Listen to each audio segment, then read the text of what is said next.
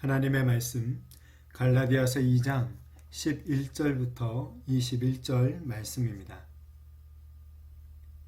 게바가 안디옥에 이르렀을 때 책망받을 일이 있기로 내가 그를 대면하여 책망하였노라. 야고보에게서 온 어떤 이들이 이르기 전에 게바가 이방인과 함께 먹다가 그들이 오매 그가 할례자들을 두려워하여 떠나 물러가매 남은 유대인들도 그와 같이 외식함으로 바나바도 그들의 외식에 유혹되었느니라. 그러므로 나는 그들이 복음의 진리를 따라 바르게 행하지 아니함을 보고 모든 자 앞에서 게바에게 이르되 내가 유대인으로서 이방인을 따르고 유대인답게 살지 아니하면서 어찌하여 억지로 이방인을 유대인답게 살게 하려느냐 하였노라.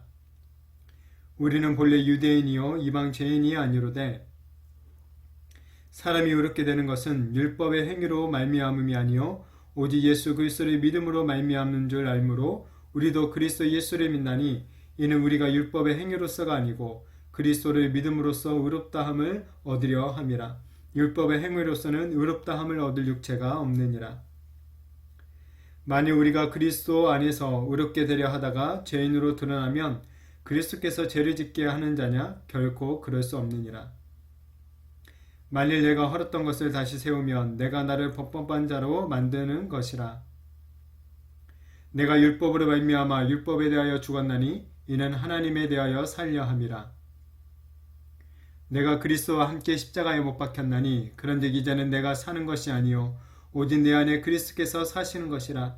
이제 내가 육체 가운데 사는 것은 나를 사랑하사 나를 위하여 자기 자신을 버리신 하나님의 아들을 믿는 믿음 안에서 사는 것이라. 내가 하나님의 은혜를 패하지 아니하노니 만일 의롭게 되는 것이 율법으로 말미암으면 그리스도께서 헛되이 죽으셨느니라. 아멘. 오늘 본문은 바울이 베드로를 공개적으로 책망하는 그 사건을 다루고 있습니다. 이 책망을 통하여서 지금 갈라디아 교회에서 일어나고 있는 어떤 문제의 핵심, 곧 무엇으로 우리 인간이 의롭게 되는가 라는 거에 대한 그런 답변을 두고 있는 것이죠.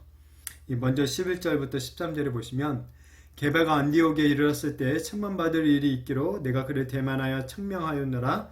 야고보에게서 온 어떤 이들이 이르기 전에 게바가 이방인과 함께 먹다가 그들이 오매 그가 할례자들을 두려워하여 떠나 물러가매 남은 유대인들도 그와 같이 외식함으로 바나바도 그들의 외식에 유혹되었느니라 라고 이제 사건을 말해주고 있죠. 여기서 보면 베드로가 안디옥에 와서 이방인들과 함께 먹고 그러니까 식탁의 교제를 나누었다라고 말을 하고 있죠. 근데 여기서 이제 말하는 함께 먹다 이 말은 어떤 일회적인 어떤 사건이 아니라 반복적이고 이 규칙적인 그런 습관들을 말할 때 사용되는 그런 단어로 쓰여져 있습니다. 곧 그러니까 베드로가 이방인들과의 어떤 식사의 교제, 식탁의 교제를 나누는 것을 갖다가 자주 즐겼다라는 것이죠. 그런데 이 원래 율법에 의하면 유대인들은 이방인들과 함께 식사를 한다는 것을 상상도 할 수 없는 그런 일이었습니다. 왜냐하면 이 부정한 이방인들과 식탁의 교제를 나누면 유대인들 자신들도 부정하게 된다라고 여겼기 때문에 그렇죠. 자, 그러나 베드로는 유대인이었음에도 불구하고 이 이방인 기독교인들과 식사의 교제를 자주 나누었던 것이죠. 이 사도행전 10장에 보면 하나님께서 이제 기도하는 베드로에게 한 가지 환상을 보여주십니다. 하늘로부터 보자기가 내려오는데 그 안에 이 유대인들이 먹지 못하는 어떤 부정한 음식들이 가득 있는 것입니다. 그런데 하늘로부터 이런 음성이 들리는 것이죠. 그것을 잡아 먹으라 라는 음성이 들리는 것입니다. 이에 베드로가 부정한 음식들을 나는 먹을 수 없다. 나는 먹지 않겠다 라고 그렇게 이제 대답을 하죠. 그러자 다시 하늘에서 내가 정결하게 한 것을 갖다가 부정하게 하지 말라 라는 그런 음성이 또 들려옵니다. 자, 이런 환상 후에 이 이방인인 고넬료 가정에서 베드로를 찾아오게 되죠. 그래서 베드로가 그곳에 가서 이방인 고넬료 가정의 사람들에게 복음을 전하고 성령이 그들에게 임하는 그런 것들을 보고 세례를 주게 되는 그런 경험을 하게 됩니다. 이 일로 인해서 그러니까 베드로가 이제는 이방인이라 할지라도 믿음으로 하나님의 이 한 백성이 되었다. 유대인들과 우리가 유대인과 이방인들이 한 백성이 되었다라는 그런 어떤 복음의 진리를 깨닫게 된 것이죠. 그래서 이제 안디옥에 와서도 이방인 성도들과 이런 자주 식탁의 교제를 즐겼던 것입니다.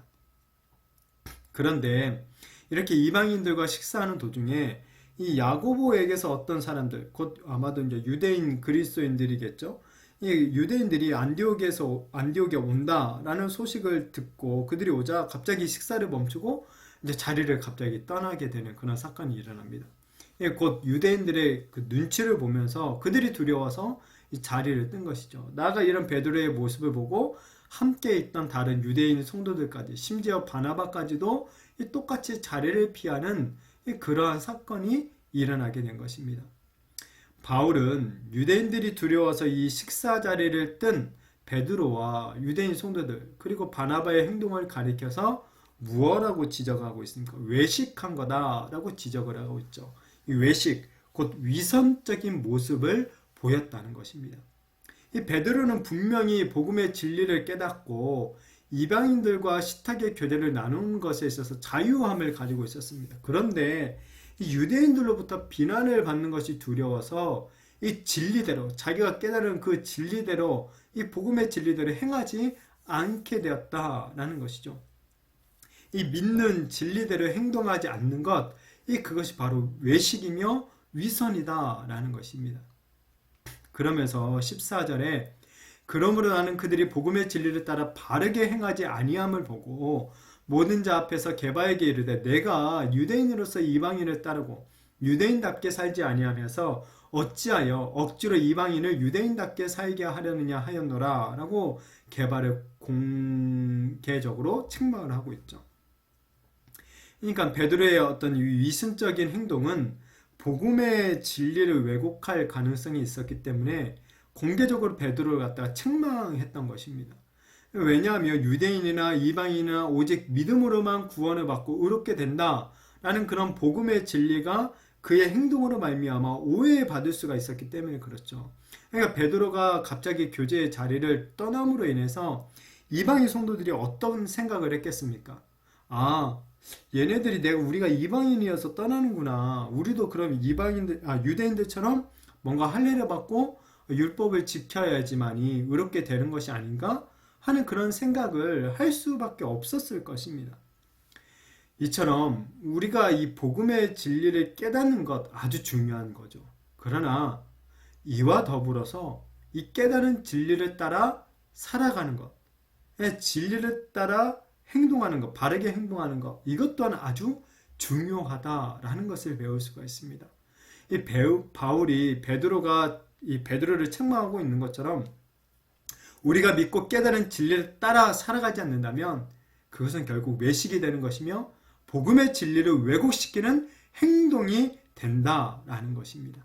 그렇기 때문에 우리들은 이 복음의 진리를 따라 바르게 행하며 살아가야 하는 것이죠. 정말 이것이 아주 중요한 요즘 시대에 있어서 정말 우리들에게 주어진 어떤 책무이며 진짜 의무다라는 그런 생각들을 많이 하게 됩니다. 또한 이 야고보에서 왔다라는 이 유대인들은 지금 무엇입니까? 이방인을 갖다가 억지로 유대인처럼 만들려고 하는 그런 자들이죠. 이들은 이 믿음으로만 의롭게 된다는 것을 반대했었죠.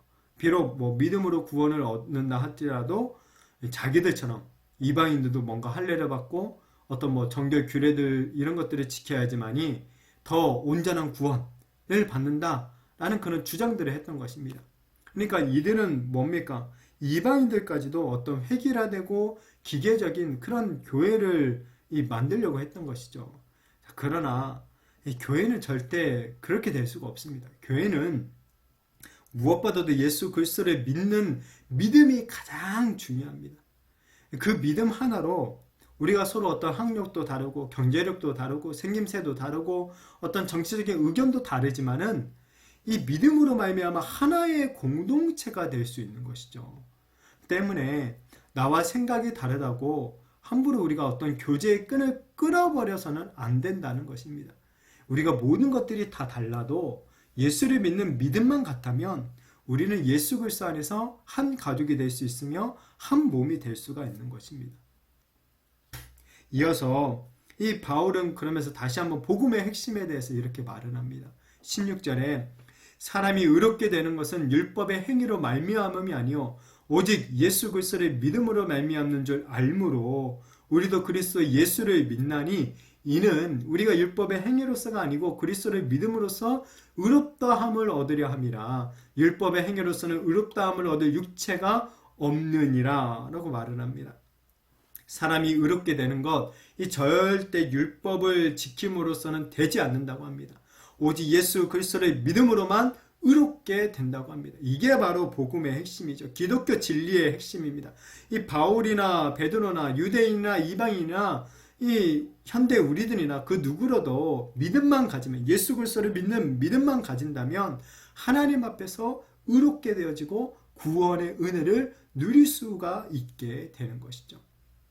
그런데도 의외로 많은 사람들은 여전히 자신들의 이 공로를 쌓으려고 합니다.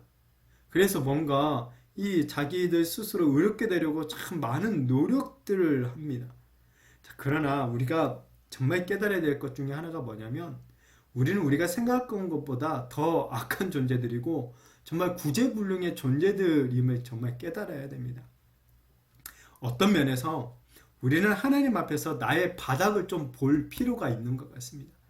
내가 얼마나 하나님 앞에서 악한 자인지를 깨닫게 되면 하나님께서 우리에게 베풀어 주신 거저 주신 그 구원의 은혜가 더욱 크게 경험되어지는 것이죠.